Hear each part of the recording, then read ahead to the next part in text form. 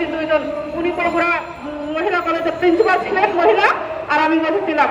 ওনারা খবরে বিশেষ বড় একটা হেডিং করেছিলেন, পাবলিক বিশ্ববিদ্যালয় থেকে পাশ করে নন-এনপিও কলেজের শিক্ষক। এই জিনিসটা অনেক আলোচিত সমালোচিত হয়েছিল, পেপারে বড় বড় হেডিং। কিন্তু দুর্ভাগ্য, তারপরেও আমাদের এনপিও হয় নাই। খালি খবর আর খবর, খবর আর খবর, কিন্তু খবরের কোনো ফল হয় নাই।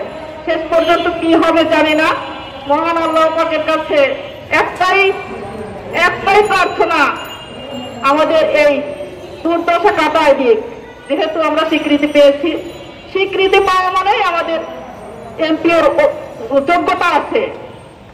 তাই আর সর্বশেষে যেটা বলতে চাই সেটা হচ্ছে, আমাদের প্রধান উপদেষ্টা একজন শিক্ষক, উনি শিক্ষকদের কষ্ট বুঝবেন।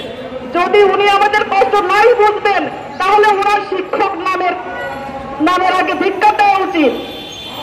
যে উনি একজন শিক্ষক, শিক্ষক যদি শিক্ষকের কষ্ট না বুঝে, তাহলে এই শিক্ষার কোনো মূল্য নাই। উনি আজকে বড় চেয়ার পেয়ে যদি আমরা মাটিতে বসে আছি, সেই শিক্ষকদের মর্যাদা উনি বুঝতে না পারে, তাহলে সেই শিক্ষার মূল্য কি?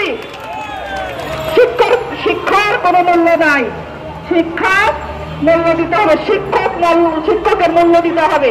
যে আমি আজকে প্রধান উপদেষ্টা হয়েছি, শিক্ষক হিসাবে সবার কাছে সমাদৃত হচ্ছি, কাজে সেই শিক্ষকদেরকে সম্মান দিতে হবে।